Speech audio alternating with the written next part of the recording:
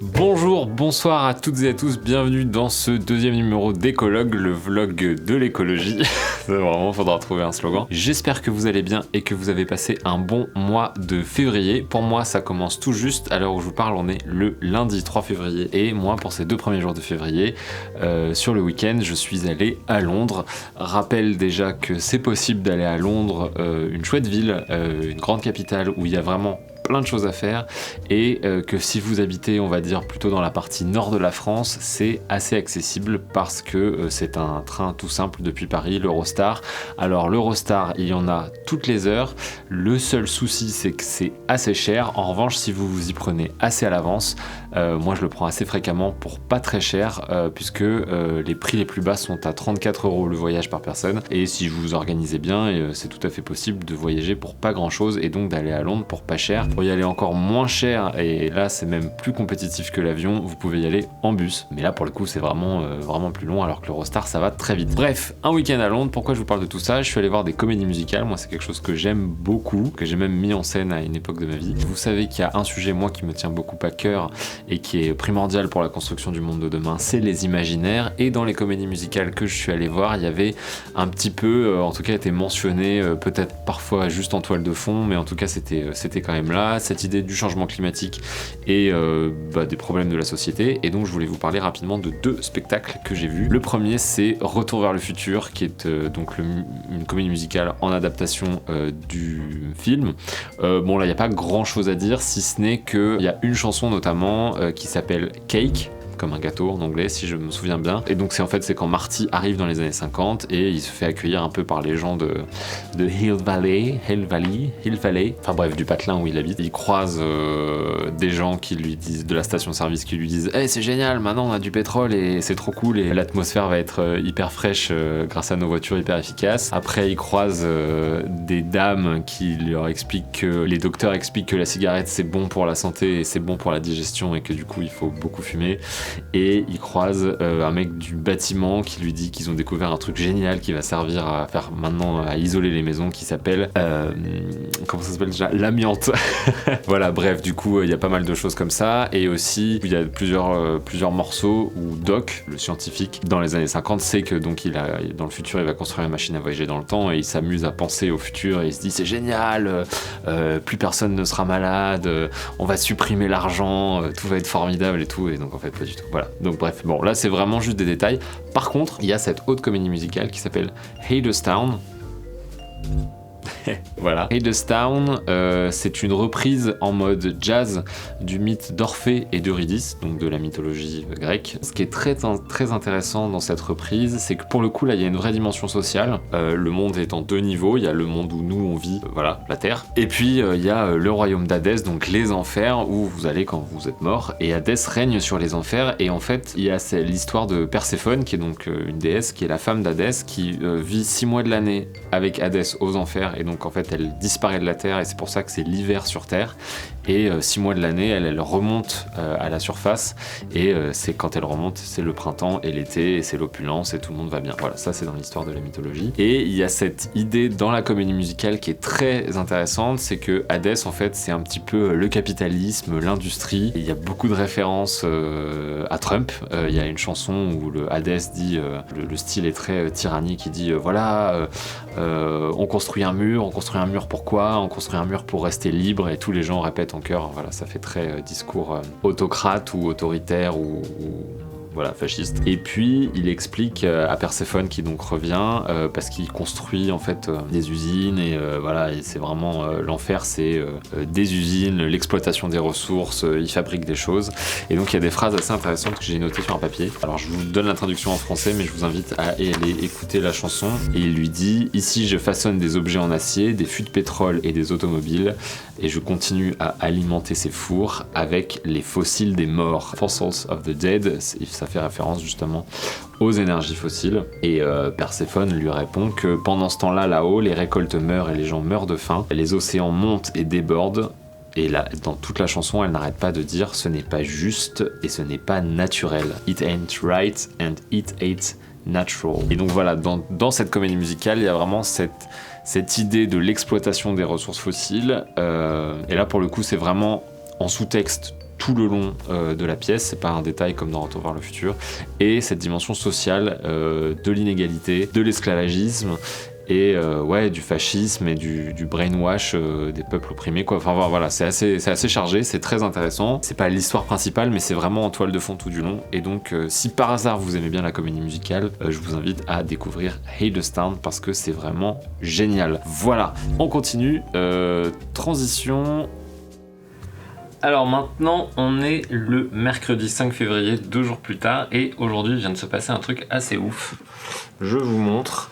Donc vous allez sur Google, bon je sais que Google c'est pas très bien, mais c'est pour vous montrer quand même l'ampleur des dégâts. Vous tapez NOAA, donc NOAA c'est la National Oceanic and Atmospheric Administration. Alors la NOAA en fait c'est le Météo France américain, mais c'est surtout un gros institut pour l'étude de l'évolution du climat dans le monde. Notamment c'est eux qui depuis 1958 étudient la quantité de CO2 dans l'atmosphère de manière très précise, et c'est eux qui sont vraiment la source des données. Si vous regardez ma vidéo sur le ministère du futur, au début je parle justement de l'évolution de cette courbe, et les données viennent de chez eux, donc c'est vraiment la grosse référence en termes d'études sur le climat. Vous avez peut-être aussi entendu parler du DOGE, le département le nouveau ministère de Elon Musk aux États-Unis, qui est censé faire des coupes énormes dans les budgets du fonctionnement fédéral des États-Unis. Et bien ce matin, des employés du DOGE sont allés à la NOAA et ont trafiqué des trucs. Et donc depuis ce matin, je vous montre. Quand vous voulez, vous avez tapé NOAA là-haut, là, sur Google, vous avez la page ici NOAA, là qui parle de Groundhog Day, mais si vous revenez en arrière et que vous tapez sur Trends in CO2, enfin voilà, en gros c'est les données du climat, vous cliquez, ça mouline, et il ne se passe plus rien. En fait, c'est impossible d'accéder aux données. Voilà, donc c'est extrêmement inquiétant parce que quand le pouvoir, notamment le pouvoir américain qui est quand même assez fort, commence à aller sur le terrain de la science, là en l'occurrence à interdire l'accès, voire à supprimer les données, bon je pense qu'il y avait des backups, j'espère. C'est des faits en fait, c'est vraiment... ça a une vibe d'auto-da-fait quoi, c'est-à-dire qu'on annule tout simplement la connaissance. Parce qu'elle est gênante. Voilà. Donc on en est là en 2025, c'est très très flippant. Et nous sommes le 5 février, ça fait donc 15 jours que Trump est au pouvoir. Ouais, je sais pas quoi vous dire, donc on va juste voir ce qui continue à se passer.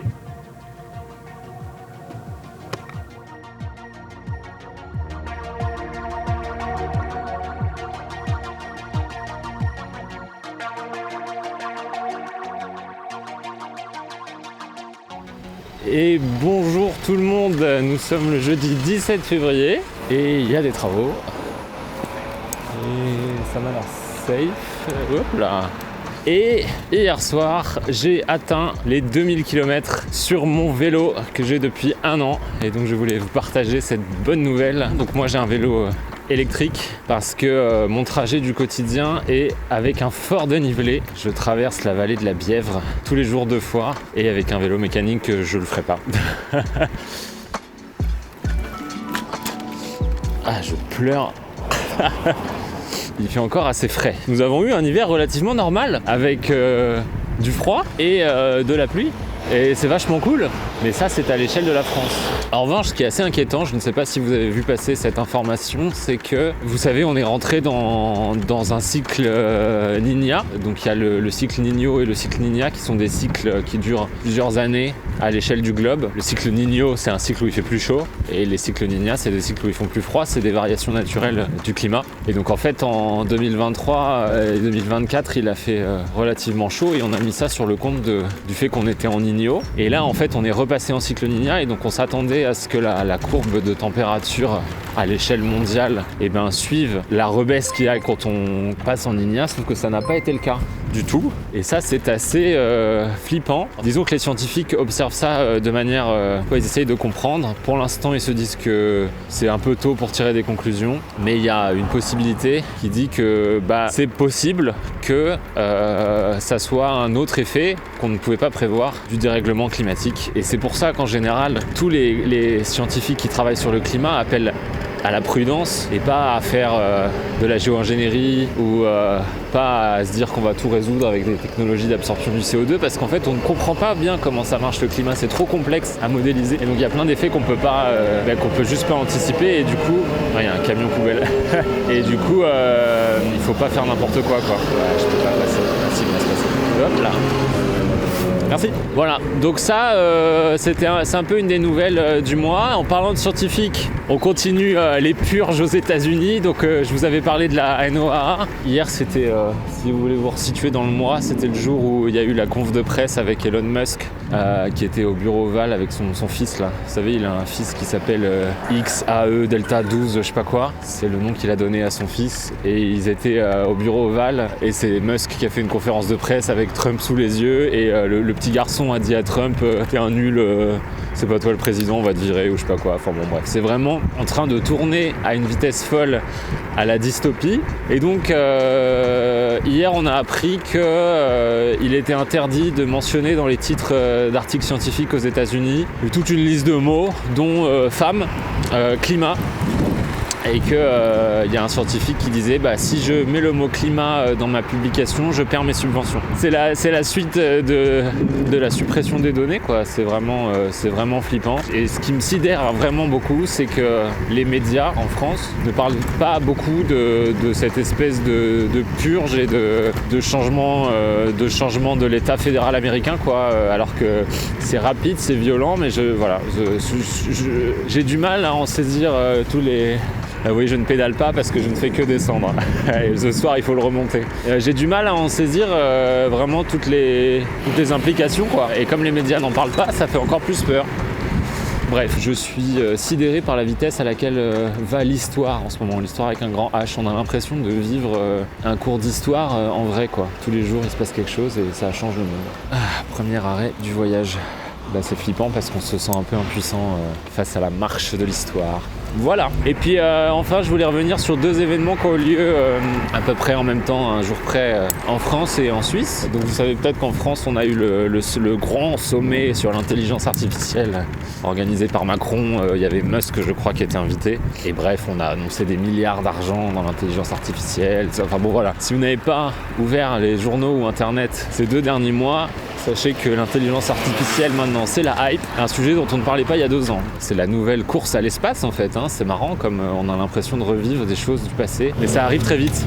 L'intelligence artificielle, en vrai pourquoi pas, mais le problème c'est que la manière dont elle est développée aujourd'hui, on peut pas dire que c'est juste un outil et que ça dépend dans quelles mains on les met. C'est vraiment qui conçoit l'outil en fait, à quel but. Et aujourd'hui, on voit que l'IA malheureusement, là où il y a de la thune, c'est pour aider Total à trouver du pétrole, à faire des nouveaux forages, et puis ça va être pour aider la guerre, quoi. C'est triste, mais imaginez quand même que ces intelligences artificielles peuvent être mises au service de tout ce qui concerne la guerre. C'est Cédric Villani qui disait ça hier sur une interview à la télé. Ça fait vraiment flipper. Et voilà, après moi, je m'en sers, toutes mes couves de vidéos YouTube, les vignettes, je les fais avec l'IA. C'est des illustrations, je fais pas des fausses photos ou des choses comme ça, quoi. Et puis le sujet aussi, évidemment, ça vous le savez, mais c'est que ça consomme une quantité d'énergie juste délirante, quoi. Donc c'est pas fifou.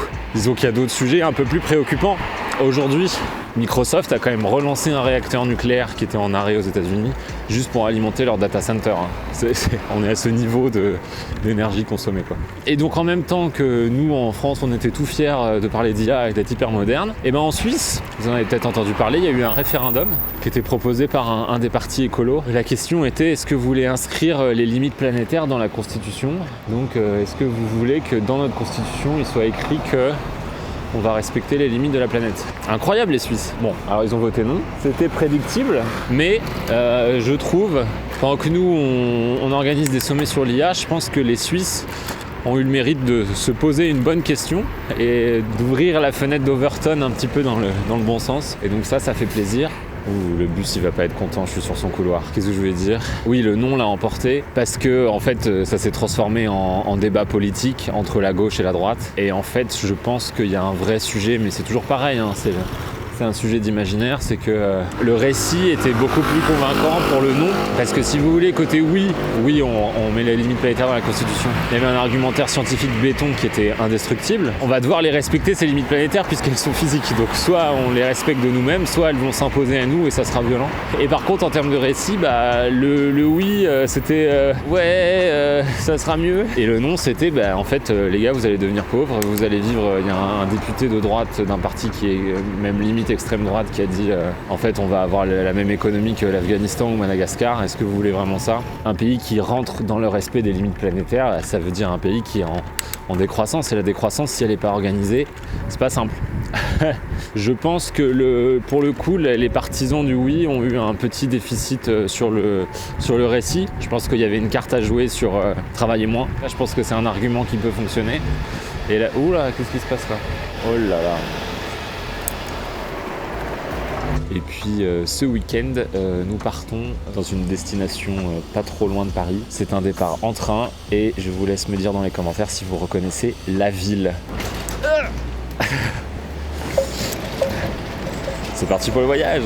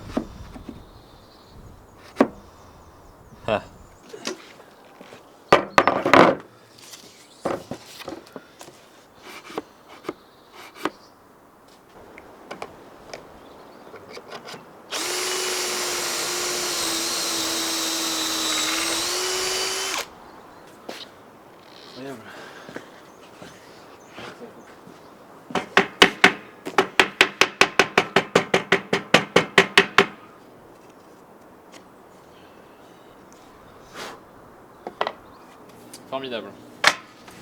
Allez, le vrai maintenant.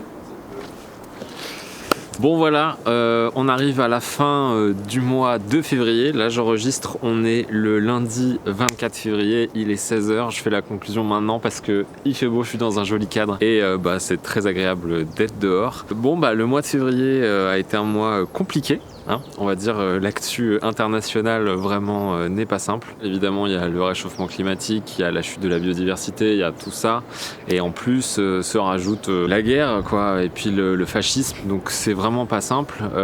C'est ok de faire une pause et d'aller prendre l'air. Moi c'est ce que je fais là chez mes parents, quelques jours à être dehors, à faire du bricolage, à faire du jardinage, à lire et à se couper un petit peu de tout ça. Je voulais vous parler d'un truc qui m'a beaucoup aidé moi, qui est tombé au milieu du mois. C'est Bon Pote qui a fait un article sur 20 idées, 20 pistes pour sortir de la sidération. Je vous mets le lien évidemment dans la description. J'ai trouvé que c'était hyper intéressant. Son article c'est 20 idées pour aller mieux et voilà, ça fait surtout pour se battre contre l'extrême droite, le fascisme et voilà, essayer de proposer un monde qui va dans une meilleure direction. Je voulais en partager 5 avec vous qui je pense résument pas mal ce qui est écrit, mais je vous encourage quand même à aller le lire. La première c'est de soutenir la presse indépendante. Ce qui se passe aujourd'hui c'est quand même beaucoup à cause des médias. En tout cas, les médias sont vraiment vecteurs de toutes les idées pas forcément folichonnes qui circulent et donc c'est important de pouvoir soutenir des médias qui, je pense pas que la neutralité médiatique existe, mais des médias qui vont aller relayer les faits, donc aller soutenir les médias indépendants. Si vous savez pas comment faire, je vous encourage à aller voir du côté de Coop Média,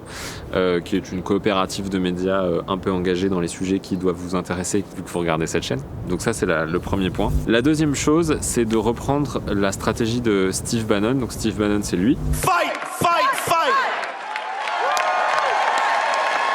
Amen! Sa stratégie de communication, c'est d'inonder la zone de merde. Et en gros, c'est lui qui a théorisé cette idée. Et c'est ce que fait Trump depuis qu'il a été réélu. En fait, tous les jours, vous balancez des tonnes de contenu et ça alimente les médias, ça alimente les discussions. Et du coup, ça noie un peu le poisson dans ce que vous faites vraiment. Et donc, de notre côté, parce que je considère qu'il y a un petit peu une opposition, ça peut être intéressant d'utiliser cette même méthode et de justement pas se plonger, ne pas être en réaction par rapport à tout ce qui se passe, mais plutôt être dans l'action et de nous-mêmes inonder la zone de non-merde, dit Bon Pote, de bonnes idées, de choses utiles, de construire le monde de demain, tout ça quoi. Plutôt des choses positives et constructives. Et je pense que c'est important d'être dans une démarche positive parce que si on veut rameuter des gens avec nous, je pense que c'est important d'aller dans ce sens-là. Mes cheveux font ce qu'ils veulent. Toujours dans cette idée de construction, ce qui se passe en ce moment c'est tétanisant. Mais je pense que justement il faut être dans cette démarche d'action, de construction et de dialogue. Il faut surtout dialoguer beaucoup. Je vous remets le lien là pour la vidéo avec Damien Deville. Faire de chaque lieu une terre de relations. Faire de chaque lieu une terre de relations. Je pense qu'il y a vraiment un enjeu aujourd'hui à se parler. Notre société, elle est très individualiste et le capitalisme, il encourage cet individualisme. Il préfère que vous restiez chez vous à commander des choses sur Amazon plutôt que vous alliez parler avec votre voisin de comment mieux faire exercer la démocratie dans le pays. Voilà. Et donc c'est important d'aller voir votre voisin pour parler de ça et en tout cas être dans l'action, dans la construction. Facile à dire, plus difficile à faire. Moi, c'est quelque chose que j'essaye de faire de plus en plus, notamment en faisant cette chaîne. Ensuite, ne pas sous-estimer l'art, la culture, le rire. C'est hyper important. J'ai pas autant lu, je pense, dans les 10 dernières années de ma vie que les 2 derniers mois. J'ai beaucoup lu parce que j'ai lu des choses avec des imaginaires solarpunk dont je parlerai dans une prochaine vidéo. Ça fait du bien de pouvoir s'évader et de pouvoir aller à la rencontre d'idées qu'on aime bien via l'art. Donc ça peut être lire, ça peut être regarder des films. Faut vraiment pas sous-estimer ça. Si vous êtes intéressé par l'écologie et que vous voulez vous renseigner, il n'y a pas que aller lire des thèses ou aller écouter des conférences de Jean-Marc Jancovici, il y a aussi nourrir ses imaginaires et pourquoi pas en fabriquer si vous êtes plutôt artiste ou créatif. Je fais un petit point sur mes lectures parce que vraiment je vous avais parlé dans le dernier écologue, je vous avais parlé de Becky Chambers, donc j'avais lu ce livre et là après j'ai lu ce livre donc qui est la suite c'est une dilogie pour l'instant qui s'appelle Histoire de moi né de robot. C'est vraiment bien, je vais pas en dire plus parce que je pense que je vais faire une vidéo dédiée, mais c'est vraiment bien. Et du coup, comme j'ai vraiment beaucoup aimé Becky Chambers, j'ai lu un autre livre qui est celui-là, qui s'appelle Si par bonheur. Alors là, c'est pas du solarpunk, c'est plus de l'exploration spatiale à la découverte d'autres espèces vivantes, mais avec un vrai questionnement sur qu'est-ce que c'est l'humanité et c'est quoi notre place dans l'univers et est-ce qu'on a vraiment besoin d'exploration spatiale. C'est un peu le questionnement du livre. Et j'ai trouvé ça très intéressant. Et là, en une semaine, je viens de lire After de Oriane Velten, qui est une autrice française pour le coup, qui est pareil, un roman qui questionne le rôle de l'humanité. J'en dis pas beaucoup plus, mais si vous voulez un bon bouquin, un peu d'anticipation, mais aussi un petit peu, on se demande comment sera l'avenir, c'est de l'anticipation, mais où il y a un vrai questionnement de c'est quoi l'humanité et vers quoi on va, c'est quoi notre but en tant qu'humain. Qu'est-ce qu'on devrait viser? Voilà, c'est quoi un peu l'apogée de la civilisation? Lisez ça, c'est vraiment hyper intéressant. Donc voilà, je ferme cette parenthèse sur mes lectures, mais ne pas sous-estimer l'art, la culture, le rire. Et enfin, c'est ce que je suis en train de faire maintenant, respirer, prendre du recul, de la hauteur, vivre. On est aujourd'hui avec les réseaux sociaux, notamment les médias qui sont partout, et puis l'hyperconnectivité, on est bombardé d'informations en permanence. Je pense que c'est quelque chose qui est assez nouveau dans l'évolution du genre humain. On n'est pas habitué à traiter autant d'informations, et je pense on n'a pas un cerveau qui est capable d'assimiler comme ça l'histoire du monde en temps réel, la marche des sociétés, la guerre, tout ça. Et donc, je pense que c'est hyper nécessaire de temps en temps de couper complètement. Et cette année, c'est un sujet dont je voudrais parler d'une manière ou d'une autre dans les vidéos que je vais pouvoir faire. Et ouais, de vivre, quoi, d'oublier un petit peu et de vivre un petit peu. Alors, c'est vivre pour soi, mais c'est pas un repli sur soi. Au contraire, c'est mon pote, ce qu'il dit, c'est on peut pas lutter si on est efficace à 10%. Et donc là, typiquement, moi, j'ai la chance de pouvoir venir quitter mon habitat urbain et venir ici me ressourcer un peu dans la forêt. C'est une grande chance, j'en suis conscient, j'en profite. Et là, je me suis mis il y a quelques mois à travailler le bois. Je trouve ça passionnant, faire avec ses mains, construire et puis être dehors aussi. Ça, c'est moi qui ai toujours été en intérieur, être dehors, ça fait beaucoup de bien. Ça vous semble peut-être des banalités, mais je pense que c'est important de les rappeler. Quand on est dans son jardin à couper du bois, finalement, il n'y a que le mouvement de la hache qui compte, et ça me semble très important. Voilà, donc j'espère que vous avez passé un très bon mois de février. Comme d'habitude, tout ce dont j'ai parlé, c'est en description. N'hésitez pas à me dire si vous avez passé un bon mois de février dans les commentaires. Si vous voulez soutenir la chaîne, c'est sur Buy Me a Coffee avec un soutien mensuel ou ponctuel. Et évidemment, un très grand merci aux personnes qui donnent déjà. Vous pouvez me suivre sur les réseaux sociaux. Et voilà.